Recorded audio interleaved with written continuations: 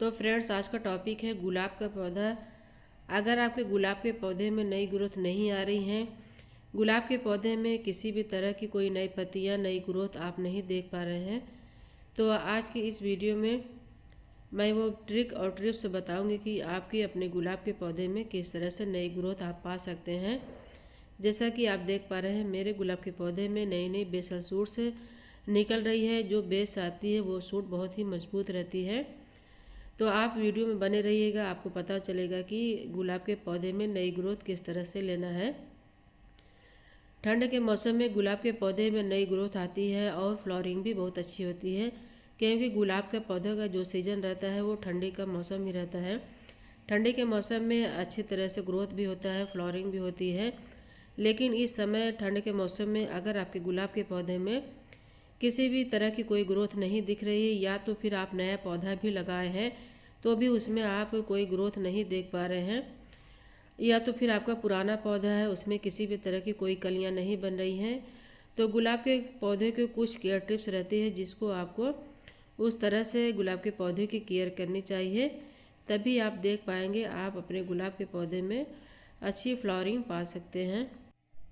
इस समय अगर आप गुलाब के पौधे में अच्छी फ्लावरिंग पाना चाहते हैं, उसमें अच्छी नई ग्रोथ देखना चाहते हैं, तो सबसे पहले आप अपने गुलाब के पौधे को टाइम टू टाइम केयर करते रहना चाहिए।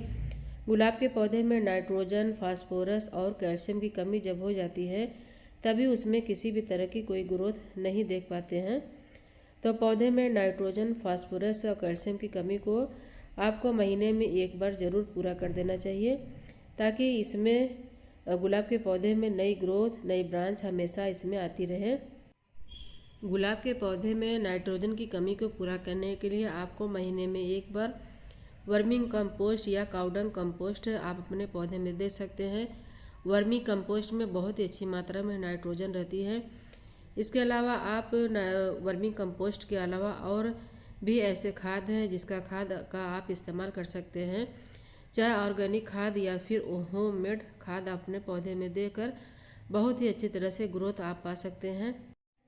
गुलाब के पौधे को आपको ऐसी जगह रखना है जहां इसको दिन भर की पूरी धूप मिल सके।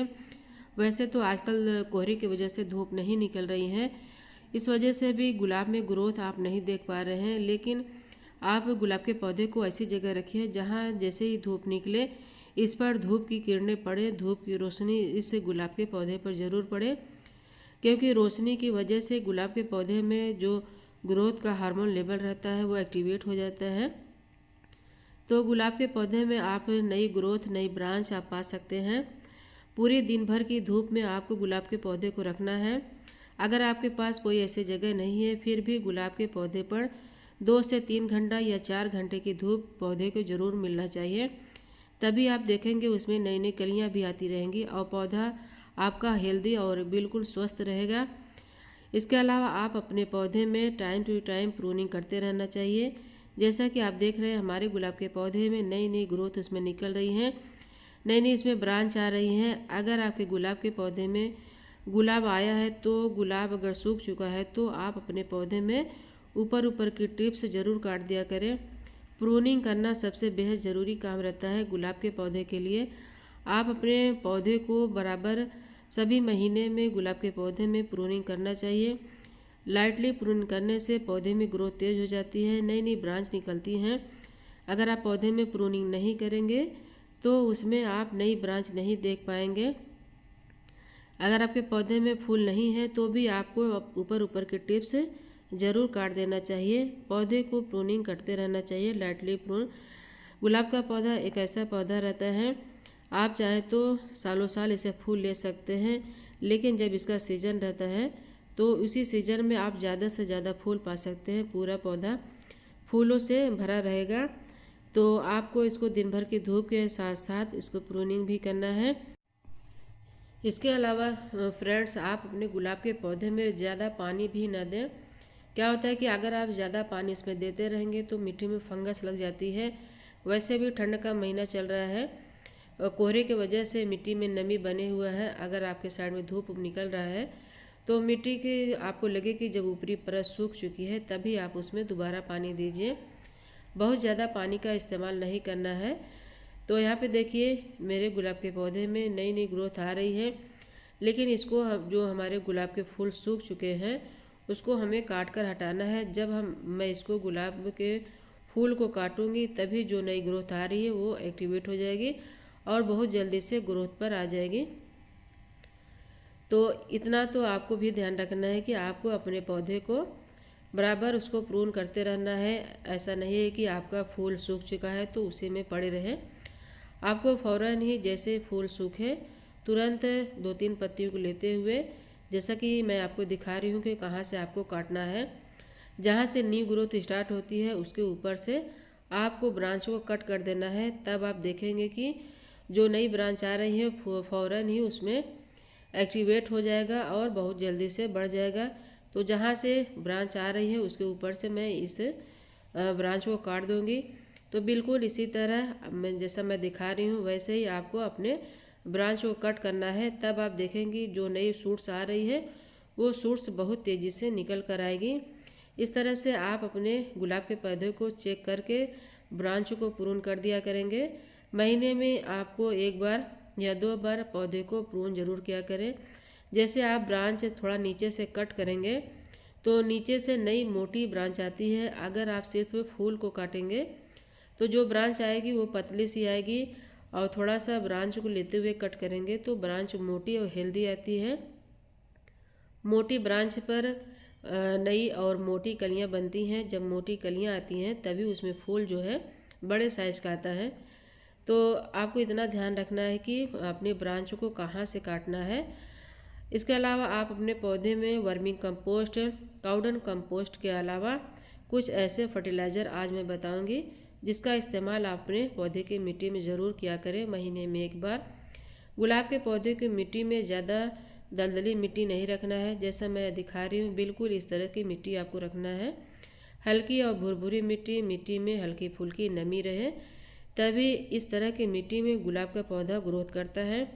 बहुत ज़्यादा अगर आप मिट्टी में पानी दे देंगे तो बहुत ज़्यादा पानी देने की वजह से नीचे जो जड़ रहती है, जड़ में फंगस लग जाती है। इससे गुलाब के पौधे में ग्रोथ होने में थोड़ा सा दिक्कत आता है।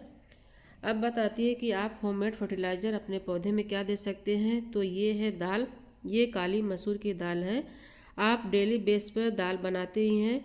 दाल के पानी आप फेंक देते हैं, लेकिन आपको पानी नहीं फेंकना है। दाल आप जब धोते हैं जो पानी निकलती है आप अपने पौधे में दे सकते हैं। अक्सर हमारे लोग के किचन में हफ्ते में 2 से या 3 बार दाल तो ज़रूर ही बनती है। दाल का पानी हो गया, चावल का पानी हो गया, आप उस पानी को बिल्कुल ही ना फेंकें। आप अपने गुलाब के पौधे पर या अदर कोई भी पौधा पर इसका पानी का इस्तेमाल कर सकते हैं, क्योंकि दाल में पोटेशियम की मात्रा बहुत अच्छी रहती है। नाइट्रोजन, पोटेशियम सभी तरह के उसमें गुण तत्व पाए जाते हैं दाल के पानी में।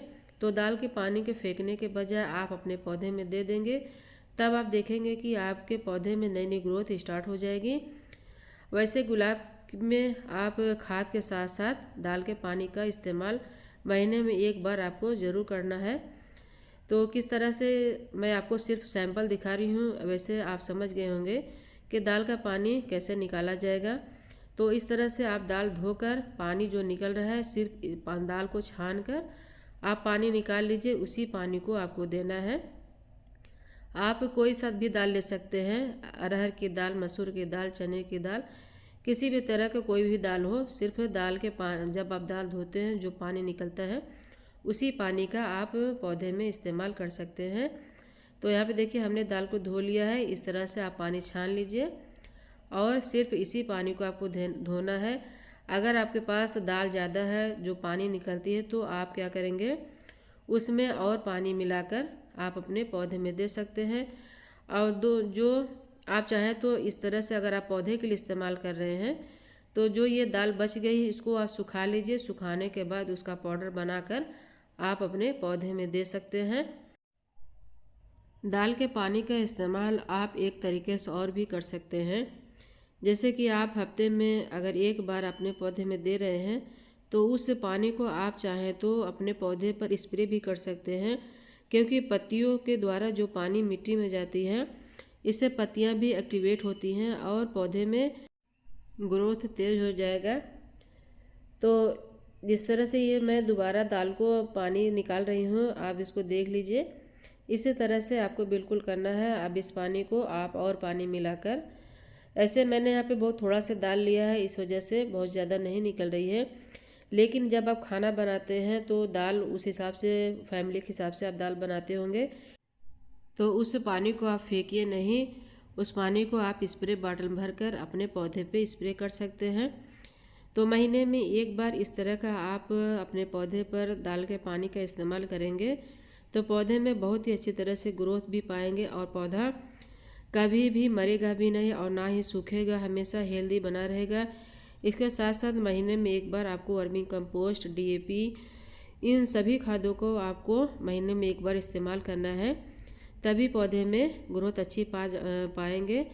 साथ साथ में अगर आप सिर्फ केमिकल फर्टिलाइज़र देते रहेंगे तो पौधा बहुत जल्दी आपका ख़राब हो जाएगा, तो उसमें ग्रोथ कम दिखेगी। साल भर के अंदर आपका पौधा सूख जाता है। सूखने की वजह क्या रहती है? जो ज़्यादा केमिकल खाद देते हैं, इस वजह से पौधा ज़्यादा सूखता है। तो पौधे को हरा भरा और घना बनाने के लिए, ज़्यादा फ्लावरिंग पाने के लिए महीने में एक बार आपको इस तरह के होममेड फर्टिलाइज़र देना है। साथ साथ आप चाहें तो प्याज के छिलके का जो फर्टिलाइज़र बनाया जाता है, उस फर्टिलाइज़र का भी आप अपने पौधे में इस्तेमाल किया करें। प्याज के छिलके को डालने से पौधे में पोटेशियम की मात्रा तेज़ हो जाती है। साथ साथ में अगर मिट्टी में किसी भी तरह का कोई फंगस वगैरह लगा रहता है तो वो भी ख़त्म हो जाता है। मिट्टी को हेल्दी बनाना बहुत ज़्यादा ज़रूरी है। अगर हमारी मिट्टी हेल्दी रहेगी तो पौधा भी हेल्दी रहेगा। जब पौधा हेल्दी रहेगा तो फूल भी बड़े साइज़ का आएंगे। जैसा कि आप देख पा रहे हैं, मैं अपने पौधे में होममेड फर्टिलाइज़र का इस्तेमाल करती हूँ। केमिकल फर्टिलाइज़र बहुत ही कम इस्तेमाल करती हूँ। इसी वजह से मेरा पौधा काफ़ी घना भी है और फ्लावरिंग भी अच्छी कर रहा है। तो बस दोस्तों, आज के लिए इतना ही। उम्मीद करती हूँ वीडियो अच्छा लगा तो लाइक शेयर कमेंट करिए।